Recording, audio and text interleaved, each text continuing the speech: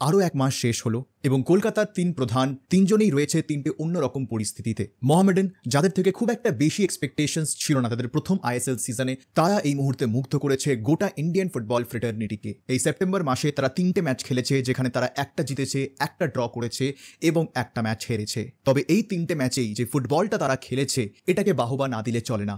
উল্টো দিকে যদি আমরা কথা বলি মোহনবাগানের, তাহলে মোহনবাগানেরও এই সেপ্টেম্বর মাসটা বেশ ডামাডোলের মধ্যে দিয়ে গেছে। যেরকম দল মোহনবাগান, সেই তুলনায় ডেফিনেটলি তারা সেরকম এক্সপেকটেশনস অনুযায়ী খেলতে পারেনি। এই সেপ্টেম্বর মাসে তারা 4টে ম্যাচ খেলেছে, যার মধ্যে তারা 2টো ম্যাচ ড্র করেছে, একটা ম্যাচ জিতেছে এবং শেষ ম্যাচ যেটা ছিল বেঙ্গালুরু এফসির এগেনস্টে, সেই ম্যাচটি তারা হেরে এই সেপ্টেম্বর মাসে ইতি টেনেছে। আর যদি আমরা কথা বলি ইস্ট বেঙ্গলের, তাহলে তারা একমাত্র কলকাতার প্রধান যারা এখন অব্দি আইএসএল এ খাতা খুলতে পারেনি। ইনফ্যাক্ট 3টে ম্যাচ তারা খেলেছে সেপ্টেম্বর মাসে এবং 3টে ম্যাচেই তারা হেরেছে। তো এইভাবেই তিনজনের 3 রকম পরিস্থিতিতে এই মুহূর্তে দাঁড়িয়ে রয়েছে। তবে এর সবের মাঝখানে ডেফিনেটলি সমর্থকরা এতদিন ধরে এই প্রত্যেকটা ম্যাচের পরে প্লেয়ারদের রেট করেছো এবং সেই ফ্যান্সদের রেটিং থেকেই চলো দেখে নেওয়া যাক যে কলকাতার 3 প্রধানের টপ 5 পারফর্মার্স কারা ছিলেন। অর্থাৎ সেপ্টেম্বর মাসে মোহামেডান, মোহনবাগান এবং ইস্ট বেঙ্গলের সেরা 5 জন ফুটবলার কারা। তো শুরু করবো ফার্স্টেই আমরা এইবারের নিউ এন্ট্রান্স ডেবিউটান্টস মোহামেডান এসসিকে দিয়ে এবং এই মুহূর্তে দাঁড়িয়ে তাদের টপ 5 পারফর্মার্স কারা ছিলেন এই মাসটায়। তাহলে সেই ক্ষেত্রে এখানে কোনো সন্দেহ নেই, আই থিঙ্ক মোটামুটি ফ্যান্সরা নিজেরাও গেস করতে পারবেন যে প্রথম 5 জন কারা। তবে শুরু করবো ফার্স্টেই আমরা 5th পজিশন থেকে। তো 5th পজিশনে এই মুহূর্তে রয়েছেন বিকাশ সিং, যার রেটিং 7.34। এখানে কোনো সন্দেহ নেই যে মোস্ট ম্যাচেসেই মোহামেডানে বিকাশকে অ্যাজ এ সাবস্টিটিউট ইউজ করা হয়েছে এবং যতবার তিনি ইউজড হয়েছেন অ্যাজ এ সাবস্টিটিউট, তিনি ততবার এসেই কিন্তু নজর কেড়েছেন। স্পেশালি উইং হাফ থেকে যেরকমভাবে তিনি অ্যাট্যাক তৈরি করছেন, ফরওয়ার্ডসদের সাহায্য করছেন এবং কনস্ট্যান্ট একটা প্রেশার, একটা এনার্জি নিয়ে তিনি মাঠের মধ্যে নামছেন এবং যেই এনার্জিটা যে কোনো দলের সেকেন্ড হাফে দরকার এই উইংয়ের দিকে, সেই এক্সট্রা পুশটা, সেই এক্সট্রা এনার্জিটা বারবার বিকাশ সিং আনছেন এবং তার রেজাল্ট আমরা ম্যাচের মধ্যেও দেখতে পাচ্ছি এবং এই কারণেই বিকাশ রয়েছে 5th পজিশনে। যদি আমরা কথা বলি 4th পজিশনে থাকা প্লেয়ারটির সম্পর্কে আলোচনা করে, তাহলে তিনি হচ্ছেন লালরেমসাংরা ফেনাই। আগেন এই নামটা আমরা প্রায় প্রত্যেকটা ম্যাচেই আলোচনা করছি যে ফানাই কি সুন্দর ফুটবল খেলছে এই মুহূর্তে দাঁড়িয়ে। শেষ ম্যাচে গোলও পেয়েছেন, হয়তো সেটা একটা ভুল থেকে হয়েছিল, বাট তাও শুধুমাত্র গোল বলে নয়, ম্যাচের মধ্যেও ফানাইয়ের যে প্রেজেন্সটা সেটা মোহামেডানকে অনেক সাহায্য করেছে এই সেপ্টেম্বর মাসটায়। এবং এই বিকাশ আর ফানাই এরা প্রাইম এক্সাম্পল যে কিভাবে মোহামেডান তাদের উইং প্লেটাকে ইউজ করছে এই সিজনটায়। ইয়াং প্লেয়ার্স হাই প্রেস করতে ভালোবাসে, সবসময় একটা প্রেশার রাখতে ভালোবাসে অপোনেন্ট ডিফেন্সের উপরে, যার ফলে এদের মাঠের মধ্যে ইম্প্যাক্টটা বোঝা যায় এবং সেই কারণেই ফানাই রয়েছে এই মুহূর্তে 4th পজিশনে এবং তার rating 7.69, deserving to be there. এবং সমর্থকরা অবশ্যই জানিও যে তোমাদের এই দুজনের পারফরমেন্স কিরকম লেগেছে। যদি আমরা চলে আসি এবার টপ 3 পারফর্মার্সদের তালিকায়, তাহলে এখানে 3য় পজিশনে রয়েছেন ফ্র্যাঙ্কা। 8.09 রেটিং তার এবং অবভিয়াসলি আই থিঙ্ক গোল পাননি, ঠিক কথাই তিনি এই মুহূর্তে দাঁড়িয়ে। তবে শেষ 2টি ম্যাচ যেরকম ফুটবল তিনি খেলেছেন, স্পেশালি যদি আমরা সেকেন্ড ম্যাচটার কথা বলি, তাহলে তো কোনো তুলনা হয় না। ফ্র্যাঙ্কা সেই ম্যাচে ঝড় তুলেছিলেন। ইনফ্যাক্ট ফার্স্ট ম্যাচেও সাবস্টিটিউটে হিসেবে নামার পর থেকে ফ্র্যাঙ্কা বারবার কিন্তু একটা জিনিস বোঝাতে চাইছিল যে তিনি শুরু থেকে খেলতে চান এবং শুরু থেকে এই প্লেয়ারটিকে খেলালে মোহামেডান সব থেকে বেশি লাভবান হবে এবং সেটা কিন্তু বারবার আমরা চোখে দেখছি। ফ্র্যাঙ্কা হ্যাজ বিন আ হিডেন জেম, যিনি কিন্তু ডিসকভার্ড হয়েছেন আইএসএলে এবং আমি বারবার এটা আলোচনা করছিলাম যে দেখবে যে হয়তো আপকামিং সিজনসে এই ফ্র্যাঙ্কার ওপর অনেক আইএসএল ক্লাবসদেরই নজর থাকবে এবং সেই কারণেই মোহামেডানকে ইমিডিয়েটলি এই ফ্র্যাঙ্কার সাথে ভালো রকম কন্ট্রাক্ট করে রাখা উচিত, because he will be a player in demand in upcoming few seasons. চলে আসবো এবার আমরা মোহামেডানের সেকেন্ড পজিশনে থাকা প্লেয়ারটির সম্পর্কে আলোচনা করতে এবং তিনি হচ্ছেন মির্জালাল কাসিমভ। 8.33 রেটিং তার এবং মাঝমাঠে প্রায় বলাই যায় যে একা মিডফিল্ড জেনারেলের মতন ম্যাচ পরিচালনা করেছেন। আউটস্ট্যান্ডিং, খুব বেশি ফিজিক্যাল ফুটবলার নন, সেরকম আহামরি হাইটও নেই, বাট মির্জালাল কাসিমভ যেরকমভাবে ফ্লুয়েন্টলি মাঝমাঠ সামলেছেন মোহামেডানের, he is a very very big reason যেখানে মোহামেডানের খেলা এত ভালো লাগছে সমর্থকদের, এত চোখে পড়ছে, মাঝমাঠ এত সচল লাগছে। তার প্রধান কারণ হচ্ছে কাসিমভ। তিনি যেভাবে ব্লকিংয়ের কাজটাও করছেন, as a box to box midfielder যে ব্যালেন্সটা দরকার একটা টিমের মধ্যে থাকা ডিফেন্স এবং ফ্রন্ট লাইনের সাথে, সেই ব্যালেন্সটা কাসিমভ আনছেন, যেই কারণে কাসিমভের রেটিং এতটা হাই এবং বলাই যায় যে হি has been a crucial part of Mohammedan SC since his eye league days. এবং তার থেকে এক্সপেকটেশনসও এরকমই ছিল যে তিনি এরকম পারফরমেন্স দেবেন এবং তিনি সেই পরীক্ষায় কিন্তু পাশ করেছেন। এবং এটার একটা প্রধান কারণ হচ্ছে এই এত প্লেয়ার্সরা তো ভালো এই জন্যই খেলছেন বিকজ আইএসএল এর ফার্স্ট ইয়ার তাদের, তো এরকম ম্যাসিভ প্রেশার না তাদের ওপর নেই, তারা নিজেদের সেরা পারফরমেন্সটা দিতে পারছে, খুলে খেলছে, ফ্রিডম নিয়ে খেলছে, যেই কারণে এদের বেস্ট পারফরমেন্সটাই তোমরা মাঠের মধ্যে দেখছো। সেরকমই একজন বেস্ট পারফর্মার যিনি আই লিগেও নজর কেড়েছিলেন মোহামেডানের জার্সিতে, তিনি হচ্ছেন অ্যালেক্সিস গোমেজ, যিনি এই লিস্টে 1 নম্বর স্থানে রয়েছেন।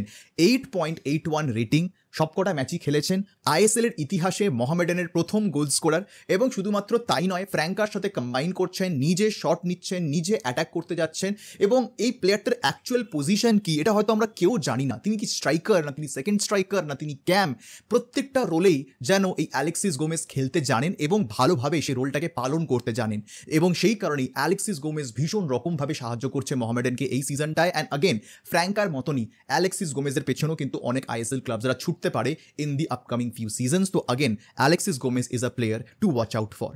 তো এই হচ্ছে মোহামেডানের টপ 5 পারফর্মার্স। অবশ্যই কমেন্ট সেকশনে জানিও যে তোমরা এটার সাথে একমত কিনা।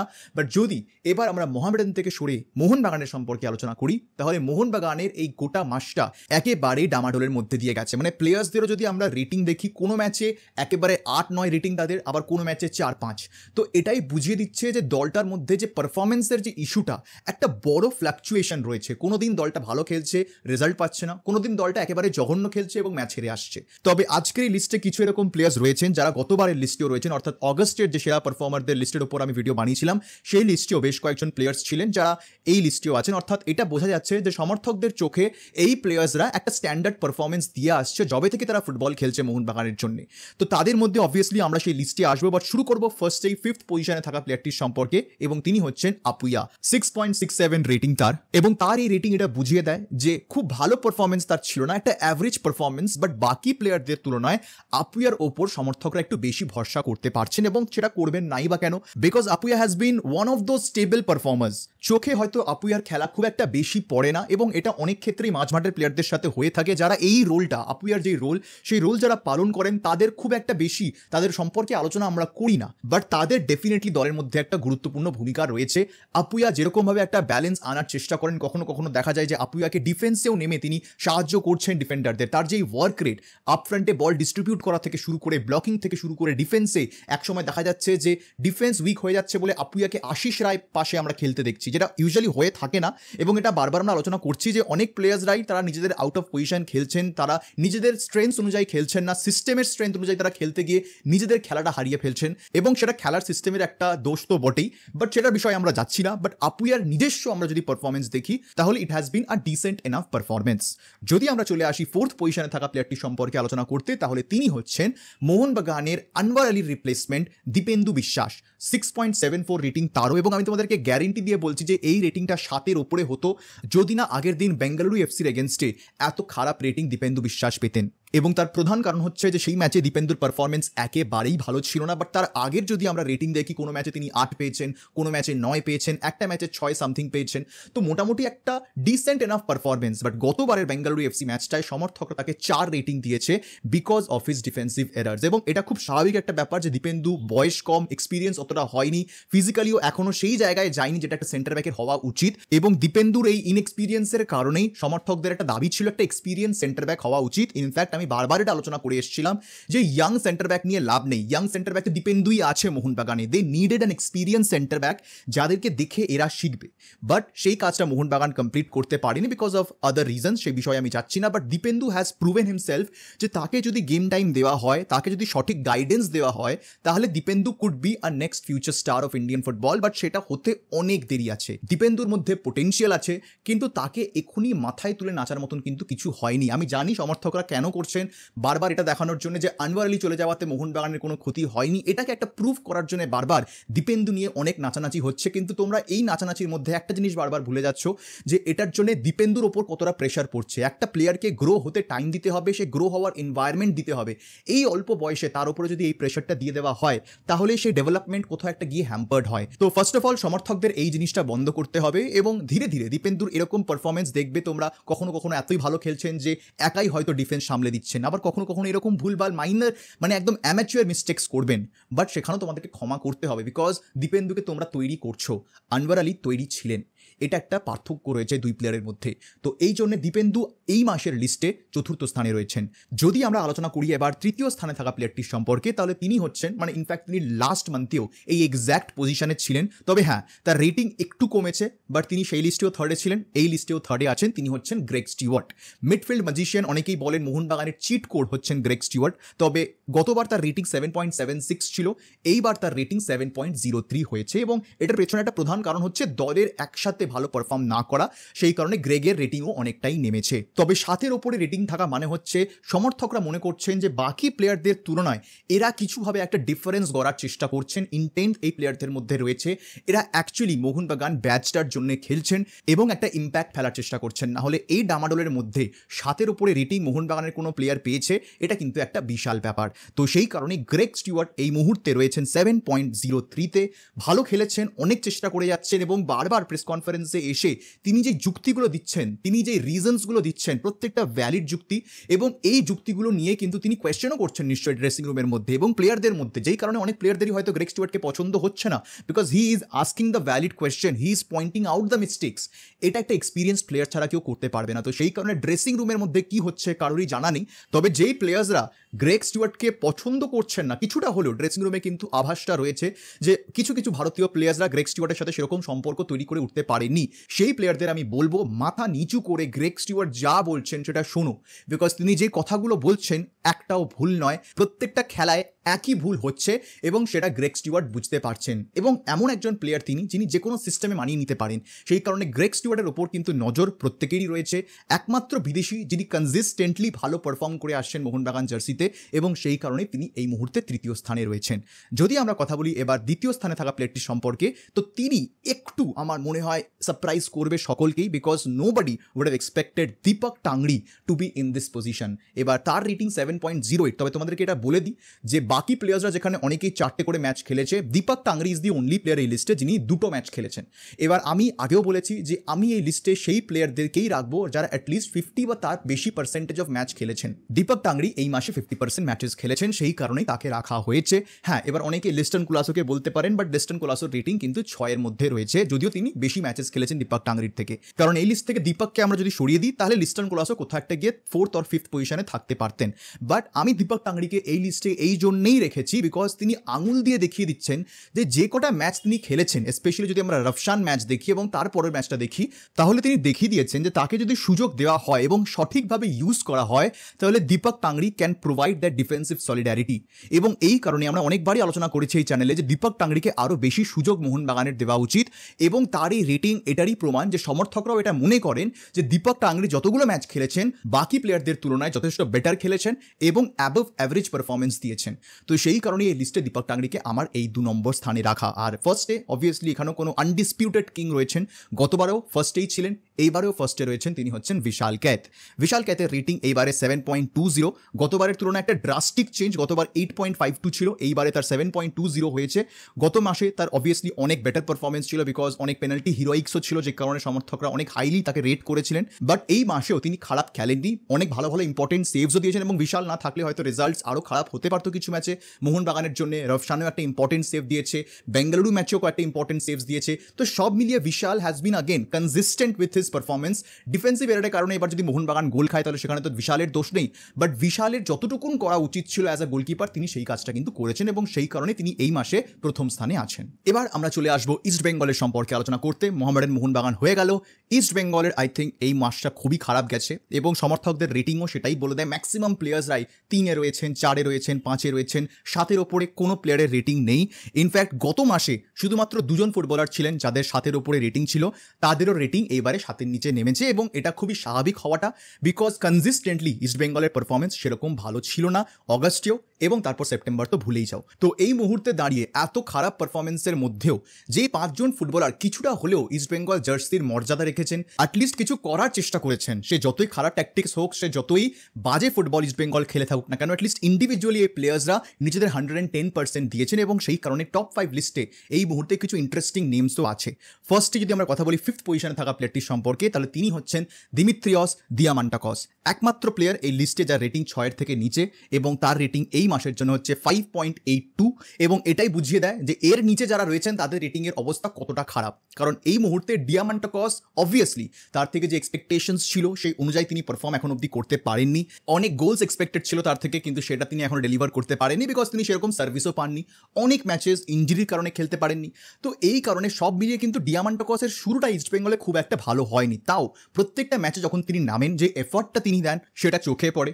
ফ্রাস্ট্রেটেড ফিগার ডেফিনেটলি লাগে তাকে মাঠের মধ্যে, কিন্তু কিছু করার নেই, ও তো গোল করতে চাইছে, একটা ইন্টেন্ট তার মধ্যে রয়েছে যে ভাই আমাকে অ্যাটলিস্ট বলটা তো বাড়া যে আমি ওখান থেকে গোলটা করতে পারবো, বাট বলই যদি না যায় তো ডিয়ামান্টাকস করবেনটা কি। বাট ওভারঅল তার এফর্টের জন্যই আমার মনে হয় যে ইস্টবেঙ্গল সমর্থকরা তাকে অ্যাটলিস্ট একটা অ্যাভারেজ রেটিং দিয়েছেন যে কিছু একটা প্লেয়ারটা করতে চাইছে। যদি চলে আসি এবার আমরা ফোর্থ পজিশনে থাকা প্লেয়ারটি সম্পর্কে আলোচনা করতে, তাহলে তিনি হচ্ছেন David. Obviously again a very interesting name, but এটা বুঝতে হবে ডেভিড কিন্তু একেবারে সুযোগ পায়নি ইস্টবেঙ্গলে খেলার জন্য, অথচ কিভাবে তিনি এই মুহূর্তে ফোর্থে আছেন তার একটাই কারণ যে ডেভিড যতবার খেলেছেন ইস্টবেঙ্গলের হয়ে, যতবার মাঠে নেমেছেন গোল পেয়েছেন, 3টে ম্যাচে তাকে সুযোগ দেওয়া হয়েছে, 3টে ম্যাচেই তিনি এসে গোল দিয়ে চলে গেছেন। তো সমর্থকরা এরকম প্লেয়ারকে রেট করবে না তো কাকে করবে? নন্দকুমারকে করবে? নাওরেম মাহেশ সিংকে করবে? অবভিয়াসলি না। এবং আমি তো মনে করি যে ডেভিডের মতন একটা প্লেয়ারকে খুবই আন্ডার ইউটিলাইজ করেছে Carles Cuadrat, and it's good that he has left the club. যতই ট্রফি এনে দিক না কেন, আই থিঙ্ক একটা সফলতার পেছনে এতগুলো ব্যর্থতা ঢাকা যায় না, যেটা আমি আগেও আলোচনা করেছি। বাট ডেভিডকে যেরকমভাবে তিনি আন্ডার ইউটিলাইজ করেছেন, it has been a crime.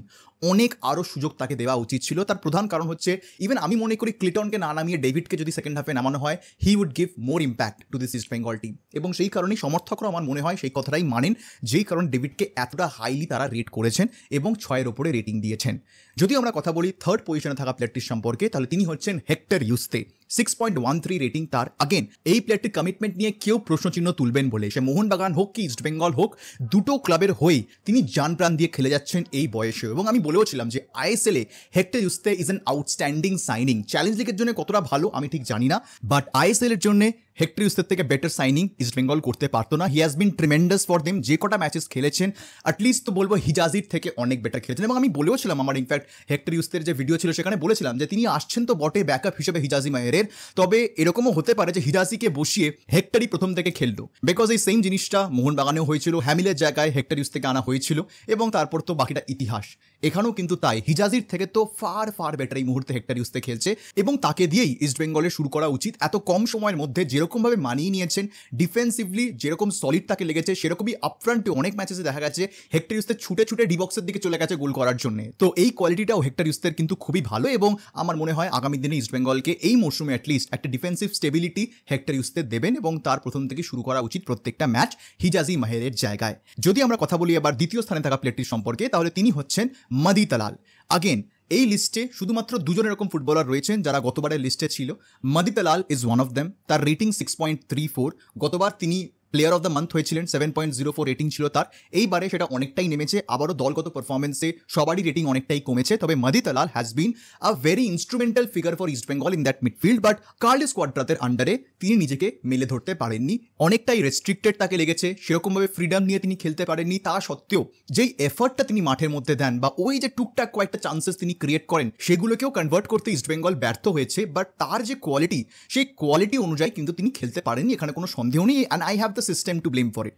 I think Madi Talal do not deserve to play in this kind of system, এবং যিনি নতুন কোচ আসছেন বা এখন এই মুহূর্তে বিনো জর্জ যিনি কোচ, তিনি কিরকমভাবে মাদি তালালকে ইউজ করেন সেই দিকে কিন্তু অনেকেরই নজর থাকবে। But he is a player who will eventually deliver for East Bengal. আমি মনে করি he just needs the perfect players around him and the perfect system to play in. তাহলেই দেখবে মাদি তার নিজের ম্যাজিক কিন্তু মাঠের মধ্যে দেখাবেন। আর যদি আমরা কথা বলি এই মাসের ইস্ট বেঙ্গলের প্লেয়ার অফ দ্য মান্থের সম্পর্কে, তাহলে তিনি হচ্ছেন none other than Vishnu PV. 6.56 rating তার। গত মাসে তার রেটিং 5.68 ছিল এবং তিনি টপ 5-এর মধ্যে ছিলেন। বাট এই মাসে তিনি সেটাকে ছাপিয়ে একেবারে প্লেয়ার অফ দ্য মান্থ হয়েছেন, এবং এটা মানে হওয়ারই ছিল। পরপর দুটো ম্যাচে তিনি প্লেয়ার অফ দ্য ম্যাচ হয়েছেন ইস্ট বেঙ্গলের চোখে, এবং এই পারফরমেন্সটা আমরা সকলেই দেখতে পাচ্ছি মাঠের মধ্যে। এবং এখান থেকেই বারবার কিন্তু সমর্থকদের একটাই দাবি ছিল যে ভাই নন্দ এবং মহেশের মধ্যে একজনকে অফ করে অ্যাটলিস্ট বিষ্ণুকে প্রথম থেকে সুযোগ দেওয়া হোক, বিকজ বিষ্ণু অ্যাটলিস্ট ডেলিভার করছে। যখনই তাকে সুযোগ দেওয়া হচ্ছে, বিষ্ণু এসে কিছু একটা পারফরমেন্স দিচ্ছে যেটাতে ইস্ট বেঙ্গলেরই সাহায্য হচ্ছে, তাহলে সেটা প্রথম থেকেই কেন নয়? আবারও বলছি, কার্লেস কোয়াদ্রাত এই ডেভিডের মতন প্লেয়ারদের, এই বিষ্ণুর মতন প্লেয়ারদের, আমান সিকের মতন প্লেয়ারদের খুবই আন্ডার ইউটিলাইজ করেছেন। ইয়াংস্টার্সরা যারা অ্যাকচুয়ালি ইন ফর্ম রয়েছেন তাদেরকে বসিয়ে রেখেছেন অফ ফর্মে থাকা এক্সপিরিয়েন্স প্লেয়ার্সদের খেলাতে গিয়ে। এই ভুলটাই কার্লেস কোয়াদ্রাতকে ভুগিয়েছে, and that has cost his job. He was sacking himself and he has been sacked. এটা অনেকেই বলছেন কার্লেস কোয়াদ্রাত রিজাইন করেছেন, বাট এটা সেই কর্পোরেটের মতন ব্যাপার। বস এসে বললো দেখো ভাই তোমার পারফরমেন্স নিয়ে আমরা খুশি নই, আমি তোমাকে তাড়াচ্ছি না, তুমি নিজে পাতা ফেলে দাও, তুমি নিজে রেজিগনেশন দিয়ে দাও। এই সেম জিনিসটাই কিন্তু কার্লেস কোয়াদ্রাতের সাথেও হয়েছে, এটা ফ্যাক্ট। হ্যাঁ, অনেকটা টাকা বেঁচে গেছে এই কারণে ইস্টবেঙ্গলের, বাট এটা হওয়ারই ছিল এবং ইস্টবেঙ্গলকে এত ভালোবাসেন এবং ইস্টবেঙ্গল সেন্টিমেন্টটাকে বোঝেন বলে কার্লোস কোয়াদ্রাত এত ভারী একটা কম্পেনসেশন ছেড়ে দিয়েছেন জাস্ট বিকজ ইস্টবেঙ্গলের ভালো তিনি চান এবং তিনি নিজেও বুঝতে পেরেছিলেন যে তিনি যেই ফিলোসফিতে দলটাকে খেলাতে চাইছেন প্লেয়ার্সরা সেটাকে আর মানছেন না এবং সেই সিস্টেমে লাভবান ইস্টবেঙ্গলও হচ্ছে না। So good decision again, but আবারও বললাম যে এই প্লেয়ারদের আরও বেশি সুযোগ দিলে কিন্তু কার্লোস কোয়াদ্রাতের হয়তো চাকরিটা বেঁচে যেতে পারত। But Vishnu PV has been a hidden gem. গত মরশুম থেকেই তিনি যে পারফরমেন্সটা দিচ্ছেন সেটা কিন্তু নজর কেড়েছে। ইন্ডিয়ান ফুটবলের অনেক ক্লাবসরাই বিষ্ণু পিভিকে সাইন করার কিন্তু চেষ্টা করছেন। ইনফ্যাক্ট এই সামার উইন্ডোতেই মুম্বাই সিটি এফসি শোনা যাচ্ছিল যে বিষ্ণু পিভিকে তুলতে চাইছে, বাট আলটিমেটলি বিনো জর্জের জন্য বিষ্ণু ইস্টবেঙ্গলেই থেকে যায়। তো সেই কারণে বিষ্ণুর মধ্যেও কিন্তু এটা প্রমাণ করার তাগিদ আছে এই মরশুমটায় এবং তাকে আরও বেশি সুযোগ দিতে হবে। হ্যাঁ, এখনও প্লেয়ারটার অনেক কিছু শেখা বাকি, অনেক ম্যাচিওর্ড ফুটবল খেলা বাকি, but he will eventually get there with the right amount of game time and experience and exposure. তো সেই চান্সটা এখন এই মুহূর্তে দাঁড়িয়ে এই ফর্মে বিষ্ণু ডিজার্ভ করে কম্পেয়ার টু মহেশ অথবা নন্দ মহেশের থেকে তো বেটার ফর্মে বিষ্ণু রয়েছে, কারণ কোনো সন্দেহ নাই। বলছি না বিষ্ণু এসে হ্যাটট্রিক করে ম্যাচ জেতাবেন না, বাট বাকি উইঙ্গারদের তুলনায় বিষ্ণু ডেফিনেটলি ভালো খেলছে এবং সেই কারণে রাইট উইংয়ে অন্তত শুরু থেকে আমি বিষ্ণুকে দেখতে চাই। সে খারাপ খেললেও দেখতে চাই, ভালো খেললেও দেখতে চাই, অ্যাটলিস্ট সে ডিজার্ভ করে সেই চান্সটা। এই হচ্ছে আজকের এই মুহূর্তে ভিডিও গাইজ। এই হচ্ছে কলকাতার 3 প্রধানের সেরা 5 ফুটবলার এই মাসের জন্য। অবশ্যই কমেন্ট সেকশনে জানিও যে তোমরা একমত কিনা এই লিস্টের সাথে। অবভিয়াসলি এরপরে অক্টোবরেও খেলা রয়েছে, অক্টোবরের রেটিংসও আসবে, অক্টোবরেও দেখে নেবো যে কোনো প্লেয়ার নিজেদেরকে ট্রিমেন্ডাস ইমপ্রুভ করতে পারলো কিনা বা কোনো প্লেয়ারের পারফরমেন্স একেবারে খারাপ হয়ে গেল কিনা বা কারা নিজেদের খেলা ধরে রাখতে পারছে, কনসিস্টেন্টলি স্টেবল পারফরমেন্স দিয়ে যাচ্ছে। এই সব বিষয়গুলো নিয়ে আমরা আবার আসবো অক্টোবরের শেষে এবং এইভাবেই আলোচনা করব কলকাতার 3 প্রধানের এই সেরা 5 জন ফুটবলারকে নিয়ে। তো আপাতত অবশ্যই লাইক এবং শেয়ার করতে কিন্তু একদম ভুলবে না ভিডিওটা। দেখা হবে তোমাদের সাথে পরের ভিডিওতে, আর এই ভিডিও দেখার জন্য তোমাদের সবাইকে জানাবো ধন্যবাদ।